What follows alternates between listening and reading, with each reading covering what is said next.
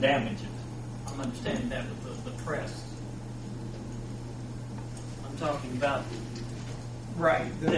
What kind of damage will a snowplow do He to said a that? plow blade's going to lay flat on No. the higher side of it. See, it's going to sit above what they put inside the grooves. That's where they're putting the preformed thermoplastic. I can't get a hold of it because it's sitting below the grade. Press. That's That's the press that we want to do. Oh. That's the press. See how it sits down below the surface of the asphalt? So I can't touch it. They've got an actual sample of it. I just wanted to do a kind of a cost comparison. That way, we're saying $55,000, but is it really? I mean, we're going to put maintenance into this if we don't spend $55,000 for that over year after year. So that's why I was trying to say let's look at the cost comparison. Right, I think that makes sense. I think it's a good way to look at it. I don't know if it equals out, but I think it's definitely closer. Did you see the photos that you have about what You're saying when you took the first It's actually hot pressed down into the color and the texture is pressed down into the asphalt. That's about as deep as what it says. It's hard to see on the end, but it sets maybe a half inch or so down into the asphalt. So once you go over it for a while, you still got the color.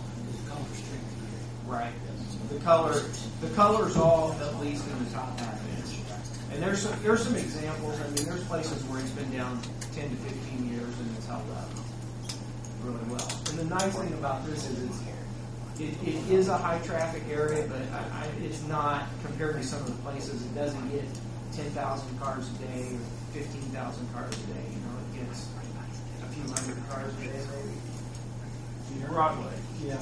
I mean, I went to a presentation where this was made, and they did have some slides where it was used in New York on a very busy intersection that did have a lot of snow and ice, and the piece that they had in place there for 15 years, and it still looked pretty good. It didn't look like it would fade much.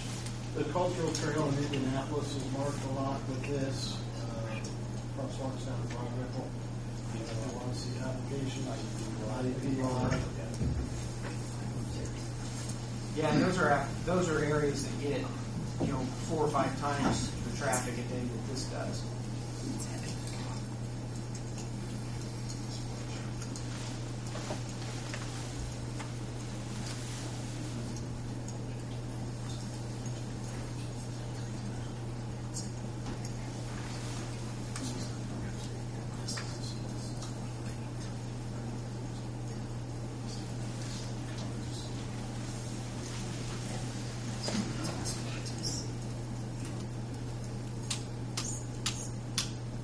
Of what the county cut out, limestone, city steward, or whatever you want to call it, was that where the bricks from the square were going to go in, or is that something different?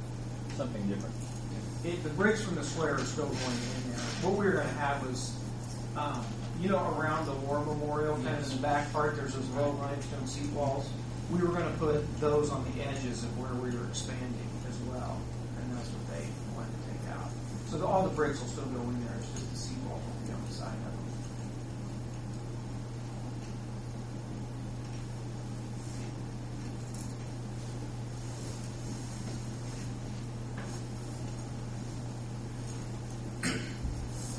So right now that you're asking, yes, I'm sorry. That's all right. That for the council to decide which direction we're wanting to go. Right. Basically, if the council is willing to put an additional $55,000 into the project to do the stamped asphalt, and if you're not, then we'll do kind of what's in the middle of that board there with the white painted stripes on the thermoplastic white painted stripes. And we know, it's the perception. It would look a lot nicer if you're willing to pay the extra money. Now, but once we set this in motion, and we set it for the rest of the square down the road sometime. $250,000. How expensive is it, to Jamie's defense, how expensive is it to do it later? If we decide to do it later, if we just do the striping now, Right. and decide to do the stamping later? Well, it's kind of hard to say just based on bids and things like that. I mean, I think you could at least get it at the same price that you've gotten it. But at the same time, like, there's no guarantee on that. I mean, it's like Gary said, gas prices have gone up 20 cents in the last week. We've got a good bid that we're holding right now. So we know what the price is to do it now. I guess there's no guarantees later. We think you can get it at the same price. Well, that's fair. Is the next side you do is going to be a third higher than what? I mean, then you got to think about And then you're almost locked in. Yeah, you're locked into what? Right now, The one thing thermoplastic's going up too because they can't get the resin out of China. The one thing I will say on this was bid-wise is that, from our perspective as the engineer, we were disappointed in, one, with the number of bids that we got.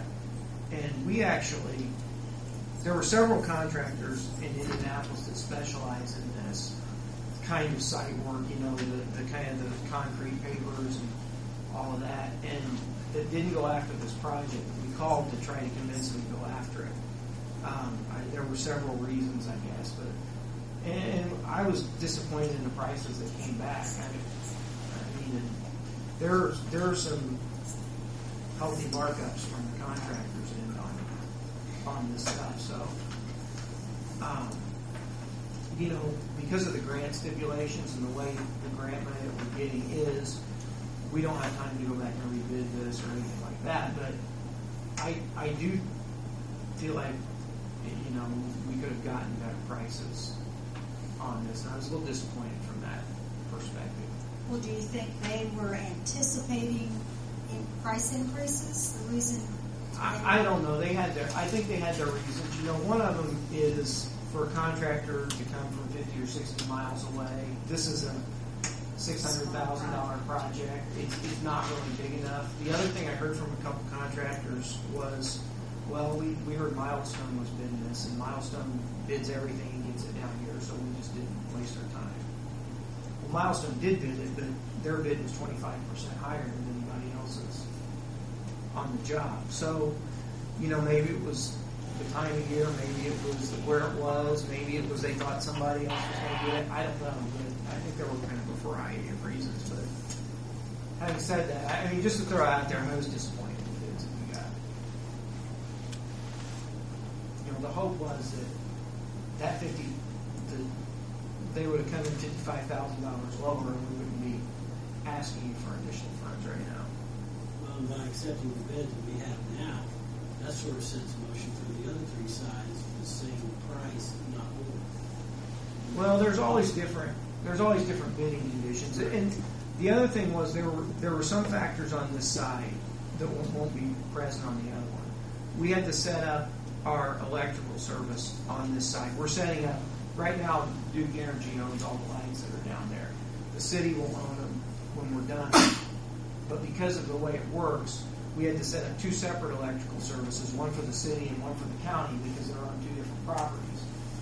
So that's an initial cost of several $1,000s that won't be in the job again. We also had to set up our irrigation service for the entire project now and get the meters and controls and the size of main line in that we needed. So that's a cost that won't be in the project. A lot of what we're doing in the other three sides will just be add-ons from infrastructure perspective. You won't have $15,000 to $20,000 in setting up your electrical service the next time we did this. That'll already be taken care of. You don't have the drainage problems that we do in Broadway that we're trying to fix. The other thing, that's what I was going to say, was the other thing was Broadway was the one side of the square where we had a lot of issues in the street. And having to go back and actually mill part of Broadway down and go back and fix the drainage and all that was a big issue, and that actually ate up quite a bit of our money on this project. So you won't have those things. The other three sides will be mill the pavement an inch and a half deep and just asphalt over the top of it. So there are several expenses in this phase that you will not have in others. Well, I think if we're doing a project and we're trying to enhance the downtown, we want to look at something